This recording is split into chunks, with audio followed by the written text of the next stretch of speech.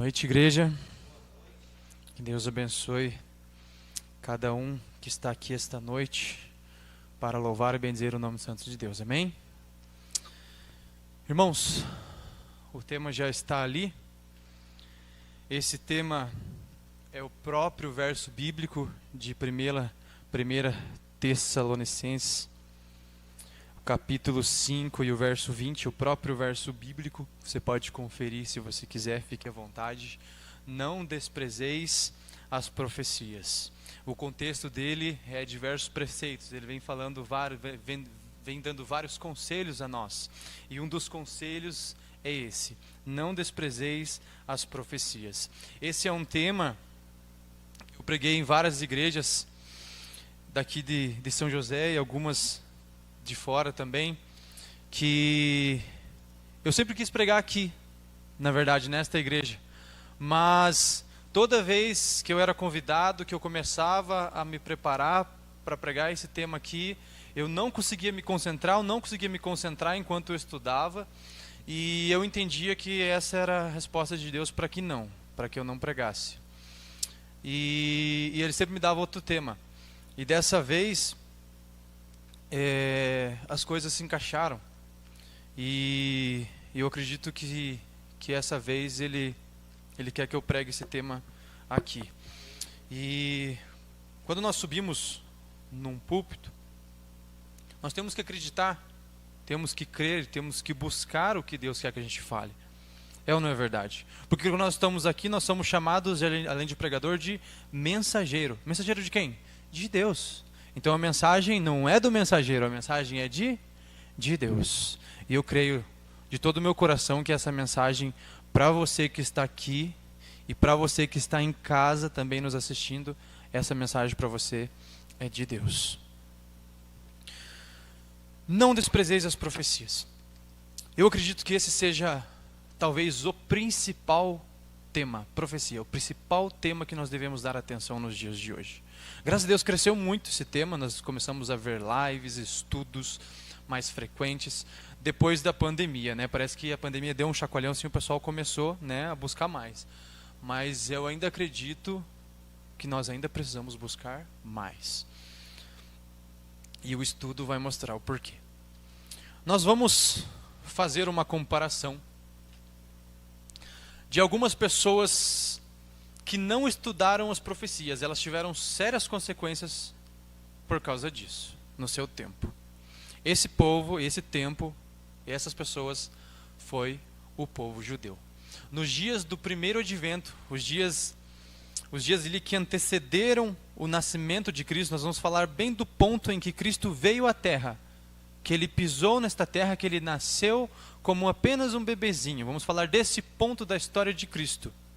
E nós vamos comparar estes dias que antecederam o nascimento do Messias com os dias que antecedem a segunda vinda de Cristo. Nós vamos comparar e ver se nós estamos na mesma situação do povo judeu. Eu lhes pergunto, quando Jesus veio à terra a primeira vez, o povo judeu estava atento?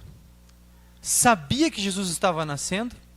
Eles estavam conscientes de que o Salvador estava nascendo? Será que eles sabiam? Será que havia profecias no Antigo Testamento mostrando que nasceria um Salvador? Quando nasceria um Salvador? De que forma? Em que cidade? Em que tempo? Será que havia profecias mostrando como ele seria? Nós vamos ver isto. E será que nos dias de hoje também existem profecias, né, que nos mostram a respeito da segunda vinda do Salvador? Irmãos, nós vamos ver algumas evidências, ou podemos chamar também de profecias, que foi dada para o povo judeu, mostrando, dando várias pistas muito claras de como viria o Salvador, quando.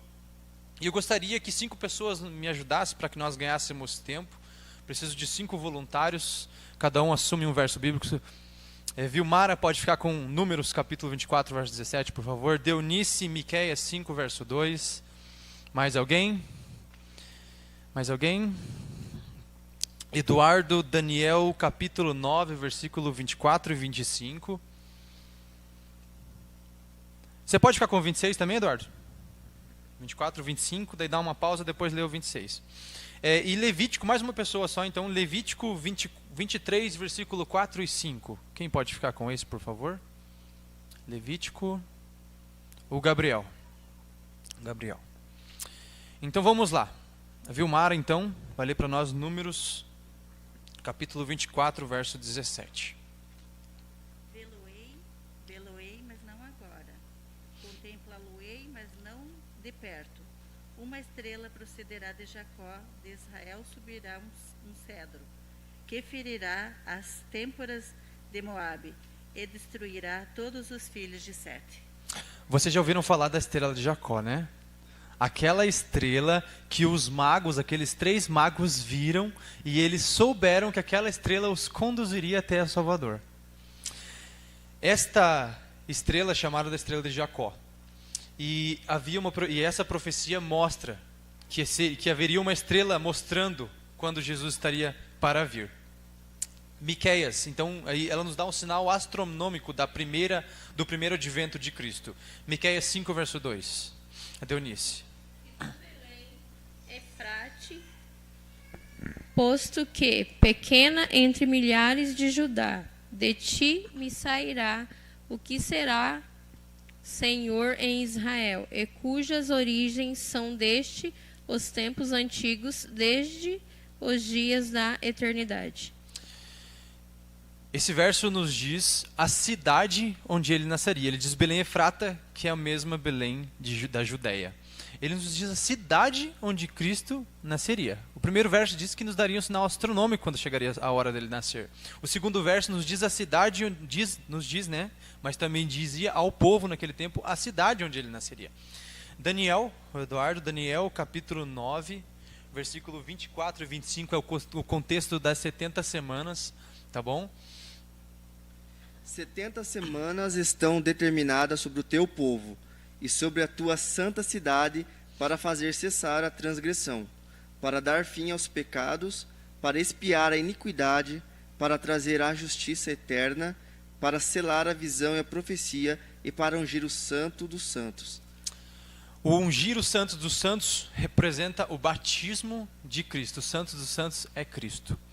Então, se nós pegássemos ali a profecia contando os anos, nos levaria, né? Depois saberia que seria até o ano 27, quando Cristo foi batizado.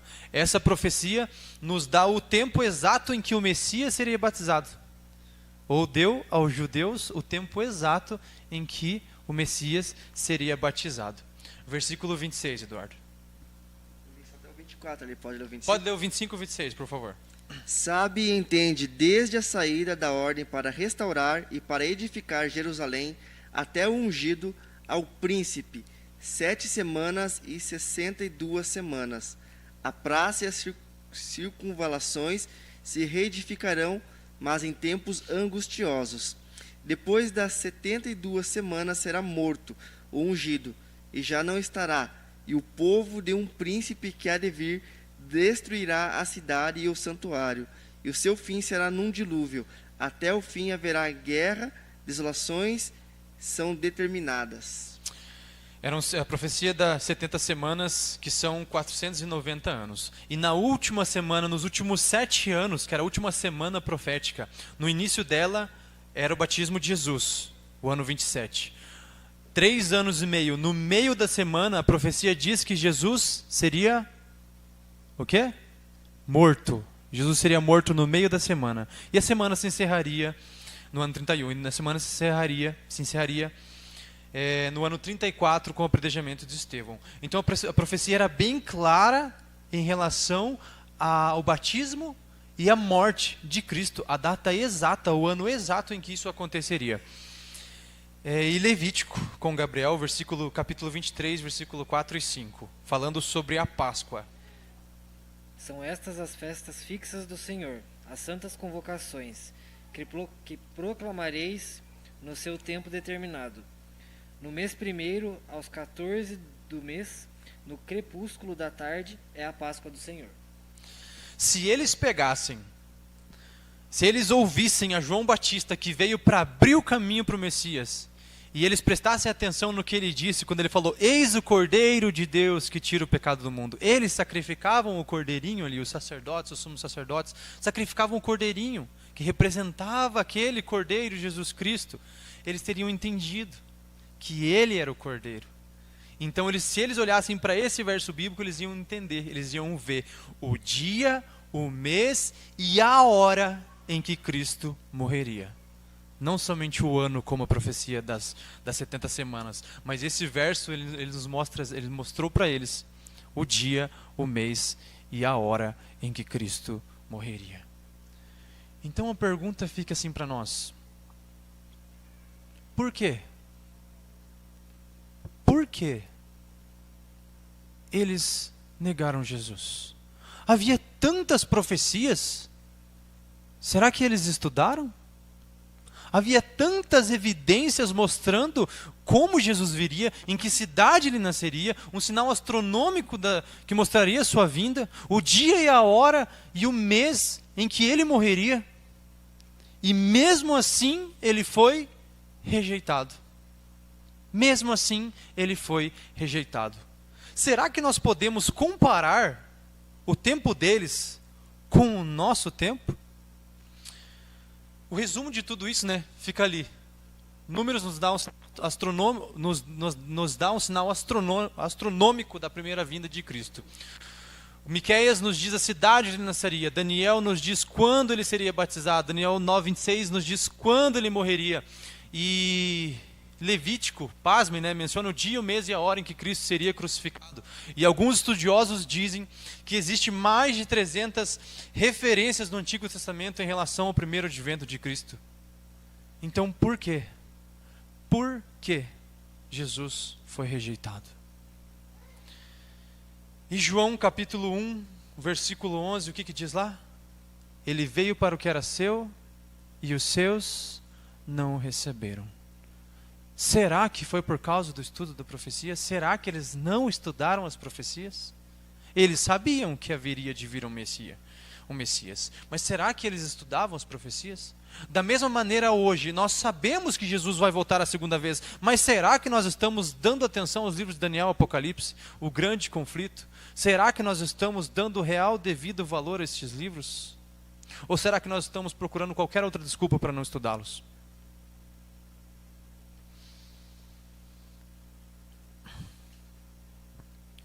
E o que aconteceu? Ao eles desprezarem as profecias, uma terrível recepção por parte do seu próprio povo. Esse texto do grande conflito, página 314, diz assim, as letras estão bem pequenas ali, não sei se vocês vão conseguir acompanhar comigo, mas eu vou ler aqui. Um anjo visita a terra, a fim de ver quais os que se acham preparados para receber a Jesus. Não pode, porém, distinguir sinal algum de expectação. Não houve voz alguma de louvor e triunfo, anunciando que o tempo da vinda do Messias está às portas. O anjo paira por algum tempo sobre a cidade escolhida, Jerusalém, e o templo onde a presença divina tinha sido manifestada durante séculos. Mas mesmo ali, a idêntica indiferença. Os sacerdotes, em sua pompa e orgulho, estão oferecendo os profanos sacrifícios no templo. Os fariseus estão em altas vozes discursando ao povo, ou fazendo jactanciosas ou orgulhosas orações nas esquinas das ruas, nos palácios dos reis, nas assembleias dos filósofos, nas escolas dos rabis. Todos, de igual maneira, se acham inconscientes do maravilhoso fato que encheu todo o céu de alegria e louvor, o fato de que o Redentor dos homens está prestes a aparecer na terra. Evidência alguma há de que Cristo seja esperado, e nenhum preparativo para o príncipe da vida. Com espanto está o mensageiro celestial, prestes a voltar para o céu com a desonrosa notícia. Eu ainda não terminei o texto. Irmãos, isso é muito chocante. Um anjo vem e paira sobre a cidade e começa a procurar alguém que esteja atento, esteja esperando o Messias que estava já para nascer. Se existia alguma recepção pronta para Cristo. E ele não encontrou ninguém no povo de Deus. Não encontrou ninguém. Como diz o texto, todos, de igual maneira, se acham inconscientes do maravilhoso fato que encheu o céu de alegria e louvor. Que fato? O fato de que o Redentor dos homens estava nascendo. O céu estava em alegria e louvor, enquanto o povo judeu, o povo de Deus, na época, não tinha nenhuma recepção para ele. Por quê? Isso é triste, irmãos. Isso é muito triste. Será que nós estamos na mesma situação? Nós, Adventistas do Sétimo Dia, nos chamamos de povo de Deus. Será que nós podemos estar na mesma situação que eles? O texto segue dizendo assim: quando, ele não encontra ninguém no povo de Deus, no povo judeu ele não encontra ninguém. Aí diz, quando descobre alguns pastores que à noite viajam seus rebanhos e mirando o céu bordado de estrelas, meditam na profecia do Messias a vir à terra, anelando o advento do Redentor do mundo. Quem eram esses pastores? Quem eram? Pode responder. Os magos. Aqueles 3 magos que vieram lá do Oriente. Eles viram a estrela, uma estrela diferente no céu. E eles entenderam que aquela estrela era a estrela de Jacó, o qual dizia lá em Números. E eles entenderam, aquela estrela, e um anjo até disse para eles, aquela estrela vai conduzi-los ao Salvador. E eles vieram do Oriente. Eles não eram judeus. Eles não eram do povo de Deus. Mas o texto aqui diz que eles meditavam na profecia do Messias. Eles meditavam, eles estudavam, não somente a profecia, mas também a natureza. Nós vamos ver isso adiante. A visita dos magos. Nós vamos ver, tanto no Espírito de Profecia como na Bíblia, agora, como foi essa visita. E por que eles, o texto anterior já nos deu uma dica, né? Mas o porquê que eles sabiam que Cristo estava vindo. Esse texto diz assim, está no livro Vida de Jesus. Era desejo de Deus que seu povo, os judeus, soubessem a respeito da vinda de seu Filho ao mundo. Os sacerdotes deviam ter ensinado o povo a esperar o Salvador. Porém, eles próprios não sabiam sobre a vinda do Messias. Por isso, Deus enviou seus anjos para anunciar aos pastores que Cristo havia nascido e onde eles poderiam encontrá-lo. Deus desejava que não só os judeus, mas também outros povos soubessem que o Messias havia chegado. E em um distante país, no Oriente, habitavam homens sábios que haviam estudado as profecias sobre o Messias e acreditavam que o tempo da sua vinda era chegado. Os judeus chamavam esses homens de pagãos. Pagãos. Todavia, eles não eram idólatras. Eram pessoas honestas que desejavam conhecer a verdade e fazer a vontade de Deus. Aqueles pastores de ovelhas, aqueles magos do Oriente, eram chamados pelos judeus do quê? Pagãos. Pagãos. E esses pagãos estudavam as profecias do Messias. Esses pagãos foram avisados pelo anjo, porque eles estudavam. Então eles foram avisados pelo anjo. O Messias está vindo, segue a estrela, essa é a estrela de Jacó. Segue a estrela, porque eles estudavam. Eles estudavam. E quando chegou o momento, eles acreditaram que era a vinda do Messias. enquanto o próprio povo de Deus os chamavam de pagãos. Deus vê o coração. Por isso, sabia que esses homens eram confiáveis. Estavam em melhores condições de receber a luz do céu do que os sacerdotes judeus, cheios de orgulho e egoísmo. Esses sábios eram filósofos, haviam estudado as obras de Deus na natureza e através delas aprenderam a amá-lo. Estudavam os astros e conheciam-lhe os movimentos. Apreciavam observar os corpos celestes e em sua marcha noturna. E se descobrissem alguma estrela nova, considerariam isso como um grande acontecimento. Olha só, eles estudavam os astros, eles conheciam os movimentos das estrelas. Enquanto quando eles viram uma estrela nova, o que o texto diz? Eles sabiam que isso seria e foi um grande acontecimento. E agora nós vamos para a Bíblia para ver detalhes dessa história. Está lá em Mateus capítulo 2. Abram lá comigo Mateus no capítulo 2.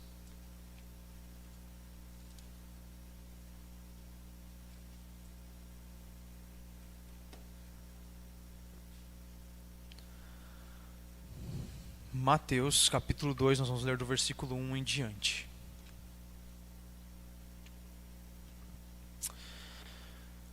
Todos encontraram? Mateus capítulo 2 e o versículo 1 diz assim: Tendo Jesus nascido em Belém da Judeia, em dias do rei Herodes, eis que vieram os magos do Oriente a Jerusalém e perguntavam: onde está o rei dos judeus? Perguntavam para quem? Para os judeus, para o rei Herodes.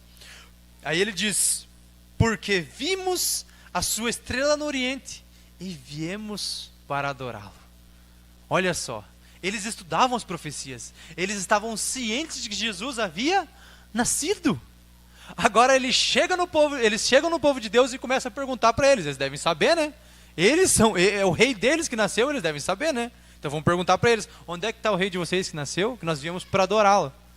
Aí o que aconteceu com o povo? Verso 3.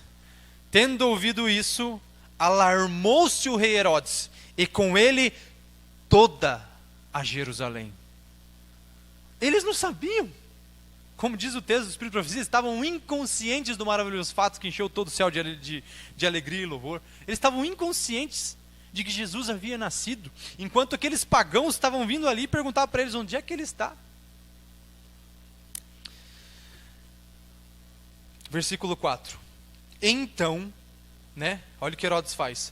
Convocando todos os principais sacerdotes, escribas do povo, indagava de onde Cristo deveria nascer.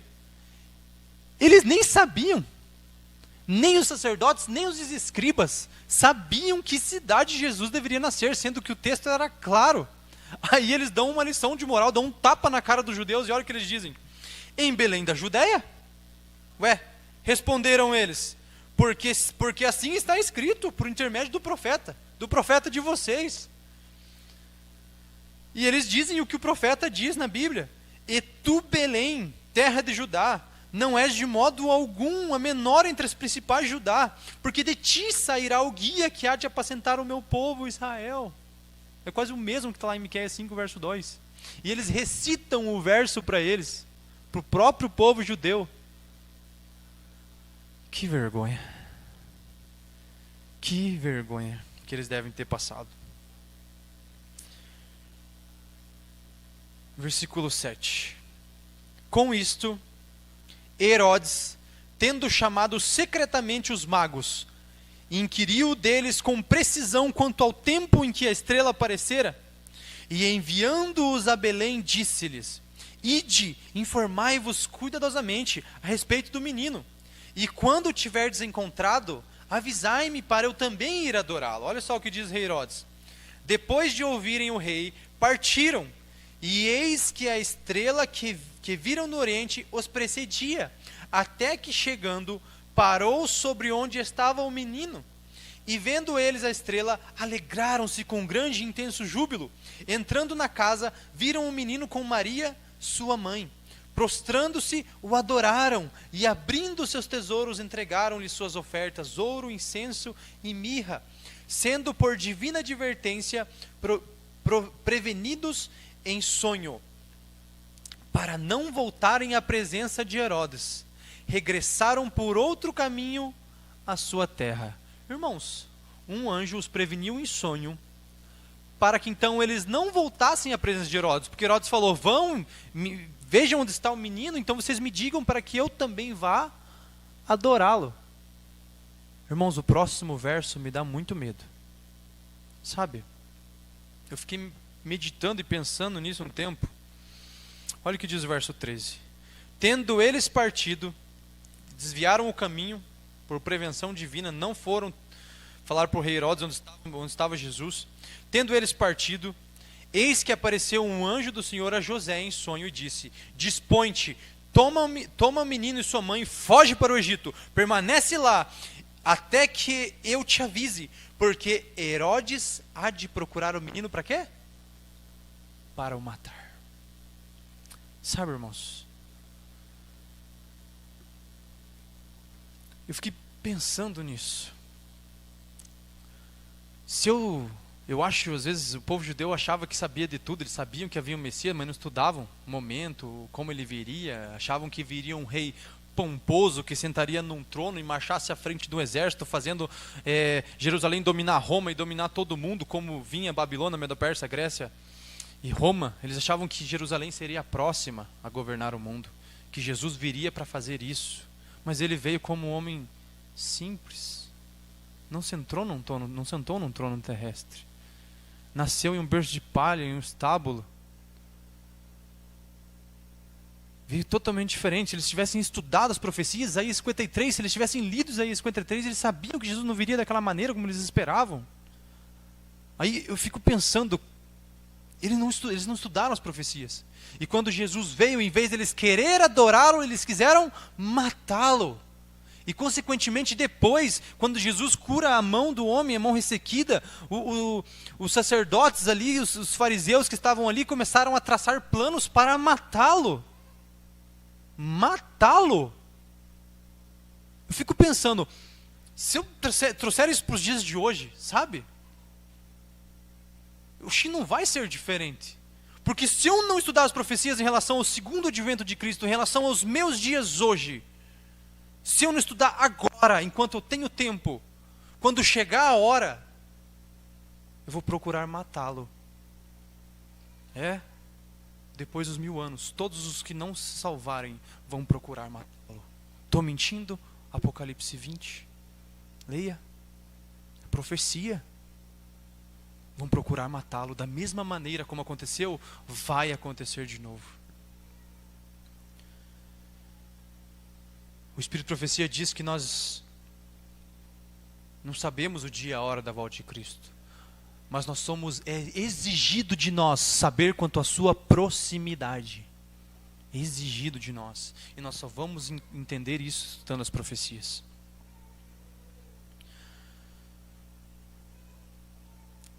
Irmãos, Satanás operou naquele tempo.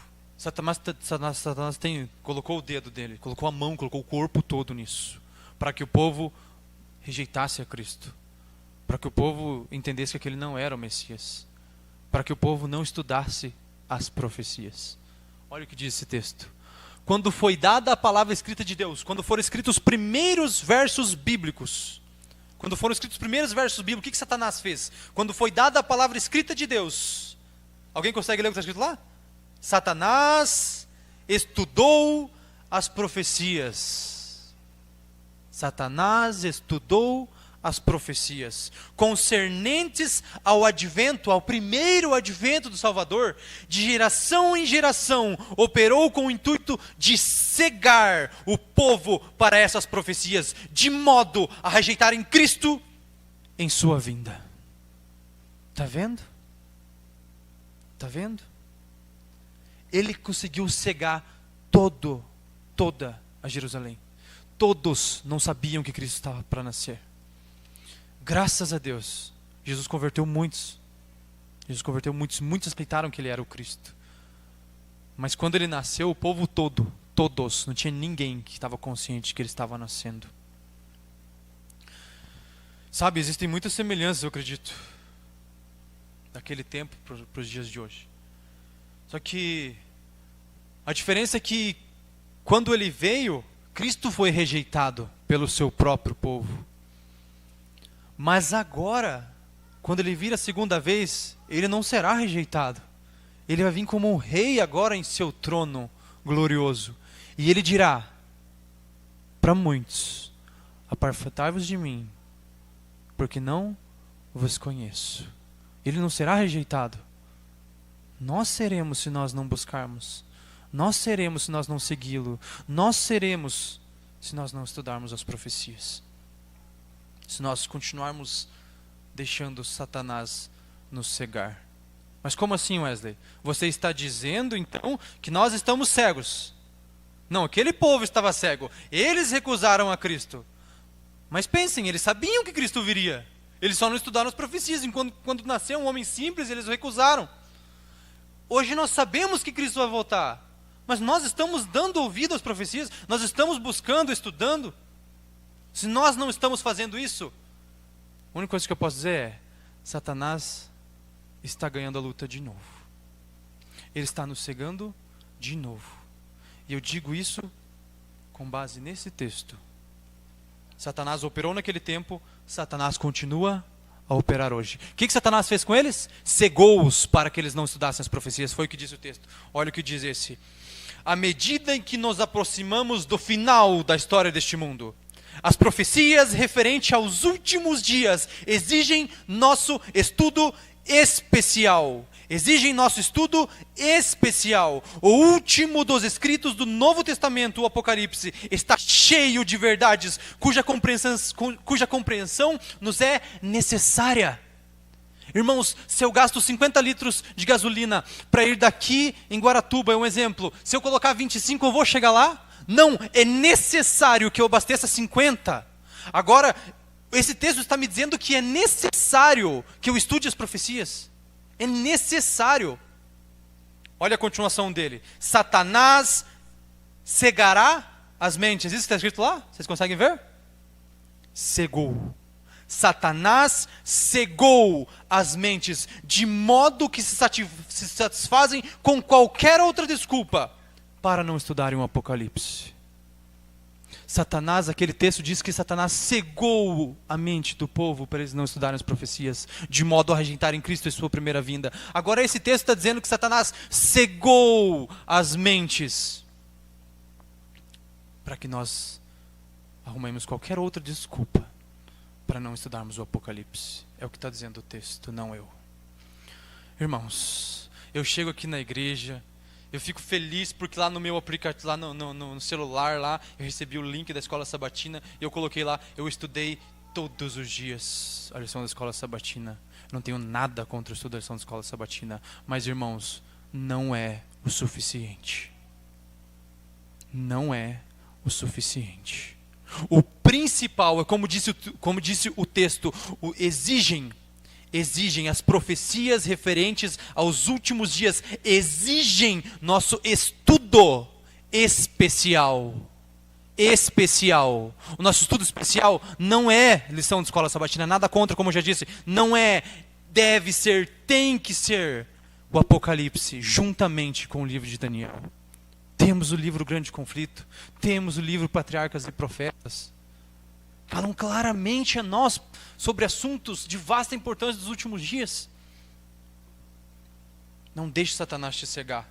Não deixe, se você está cego, abra os olhos. Abra, peça ajuda de Deus. Se você não consegue entender o livro do Apocalipse, peça sabedoria a Deus. Como diz o texto bíblico de Tiago, peça sabedoria a Deus. Irmãos, nós não necessitamos de estar em trevas. Não necessitamos de estar cegos. O texto diz que Satanás nos cegou. Não necessitamos. Foram reveladas a João. Cenas de profundo e palpitante interesse na experiência da igreja. Viu ele a posição, os perigos, os conflitos e o livramento final do povo de Deus. Ele registra as mensagens finais que devem amadurecer a seara da terra. Sejam os molhos para o celeiro celeste ou os feixes para os fogos da destruição. Assuntos de vasta importância lhes foram desvendados, especialmente para a última igreja. Nós somos a última igreja. Nós estamos vivendo no período de Laodiceia, que é de 1844 para frente. Nós somos a última igreja. O Apocalipse foi escrito especialmente para a última igreja, para mim e para você, especialmente, a fim de que os que volvessem do erro para a verdade pudessem ser instruídos em relação aos perigos e conflitos que diante deles estariam. Ninguém necessita estar em trevas no que respeita àquilo que está para vir sobre a terra. Por que, pois, é uma pergunta, são duas perguntas o texto vai fazer a nós agora. Por que, pois, esta dilatada ignorância com respeito a uma parte importante das Sagradas Escrituras? Está falando do Apocalipse. Por que esta relutância geral em pesquisar-lhes os ensinos? Aí vem a resposta, irmãos. É o resultado de um esforço estudado do príncipe das trevas para esconder dos homens o que revela os seus enganos. Por esta razão, Cristo, o revelador, prevendo a luta que seria ferida contra o estudo do Apocalipse, pronunciou uma bênção sobre os que lessem, ouvissem e observassem as palavras desta profecia. Irmãos, Satanás se esforça estudando para achar maneiras para que eu e você não estude o livro do Apocalipse. É o que está dizendo o texto, não eu. Por quê? Porque o Apocalipse revela os seus enganos. E o que ele mais quer é enganar você. Esse é o nosso último slide. Não necessitamos de deixar o mundo em trevas. Existem duas palavrinhas em verde ali, se vocês perceberem. Uma é reavivamento, a outra é reforma. Para que nós não deixemos o mundo em trevas, nós precisamos ser luz. E para nós sermos luz, nós temos que buscar aquilo que o nosso presidente mundial, Ted Wilson, sempre prega: reavivamento e reforma. Irmãos, um dos textos vai nos dar a chave para o reavivamento. São dois textos. E o outro texto vai nos dar a chave para a reforma. Presta atenção. O primeiro diz assim: só podemos esperar um reavivamento em resposta à oração. Só, diz o texto. E o segundo texto diz assim: os perigos dos últimos dias estão sobre nós, não diante de nós, sobre nós. E por nosso trabalho devemos advertir o povo do perigo em que está. Não deixeis que as cenas solenes que a profecia tem revelado sejam deixadas por tocar. Se nosso povo estivesse meio desperto, irmãos, se nós não estamos nem meio desperto, é porque nós estamos completamente dormindo, assim como as 10 virgens. Se reconhecesse a proximidade dos acontecimentos descritos no Apocalipse, olha só o que diz: operar-se-ia uma reforma em nossas igrejas, e muitos mais creriam na mensagem. Deixemos que Daniel fale, e que fale o Apocalipse, e digam a verdade. Irmãos, nós pregamos tanto sobre reavivamento e reforma. Eu vejo tantas pessoas vindo aqui e falando do tamanho da saia, e falando da cor da unha, e falando da cor do cabelo, e falando não sei do que, porque nós precisamos de reavivamento, porque nós precisamos de reforma. Não é desse jeito. Não é que nós vamos conseguir. Está aqui a chave. Fala, vai orar e vai estudar as profecias. Está aqui. Não sou eu que estou dizendo, são os textos. Está aqui a chave, irmãos, para o reavivamento, para a reforma, que nós tanto buscamos, que nós tanto pregamos, que nós tanto ouvimos, e talvez que nós tanto queremos.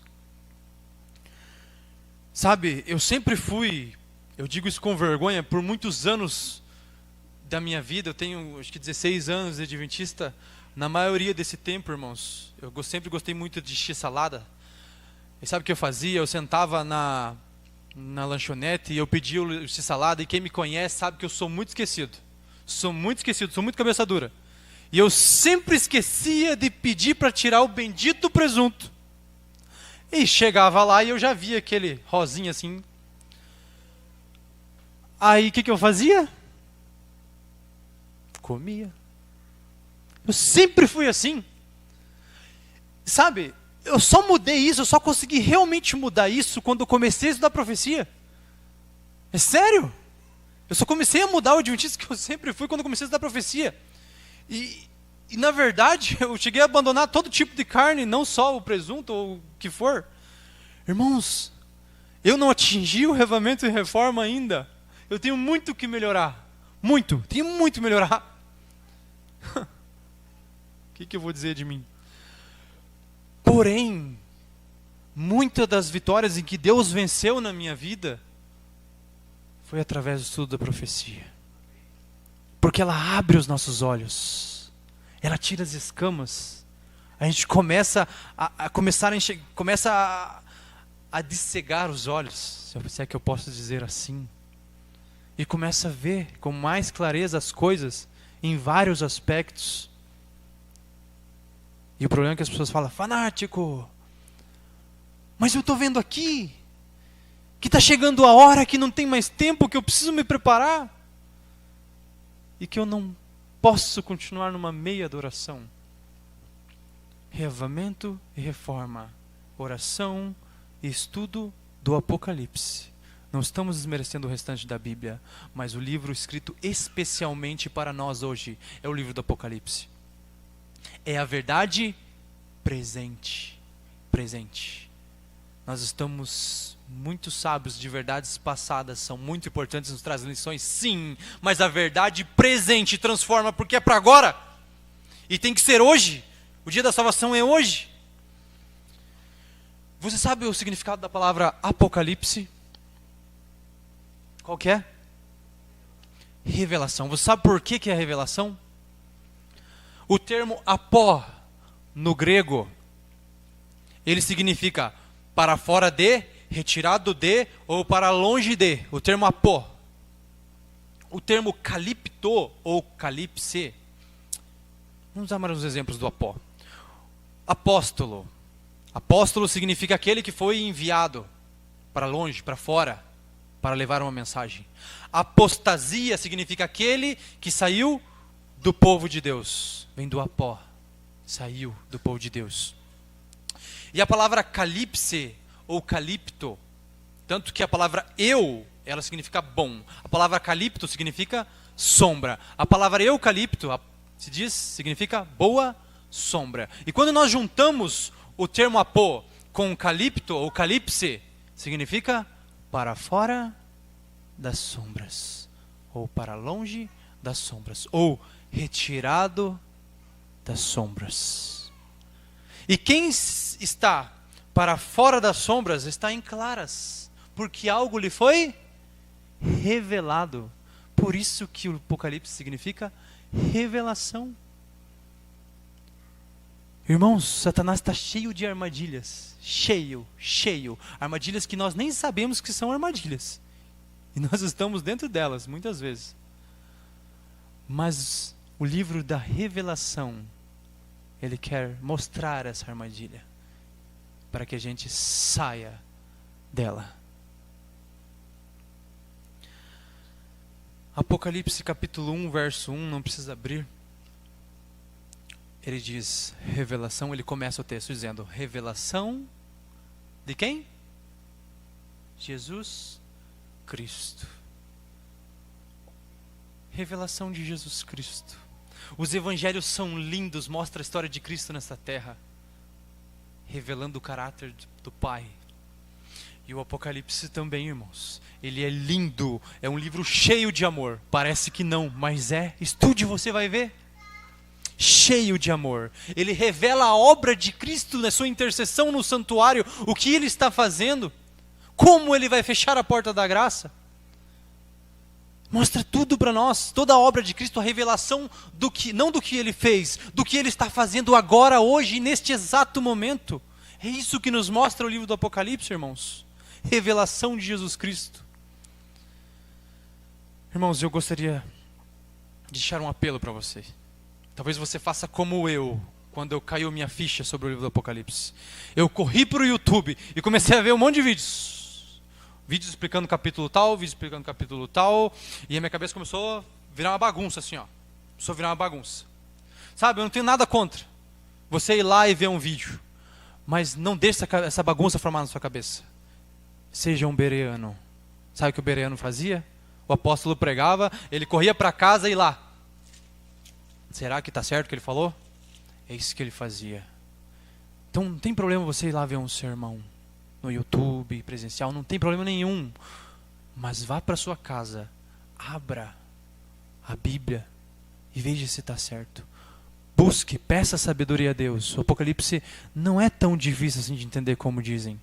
O próprio livro já diz revelação, é um livro aberto. Revelação. Irmãos, meu desejo para nós é que nós saiamos das sombras. Olha quantos buracos vazios nós temos nos bancos. O texto diz que se nós reconhecêssemos, se nós apenas reconhecêssemos, para isso a gente precisa estudar. Se nós reconhecêssemos a proximidade dos eventos descritos no livro do Apocalipse, operar-se-ia uma reforma em nossas igrejas, e muitos mais creriam na mensagem. Era para os nossos bancos estar cheios, porque não estão.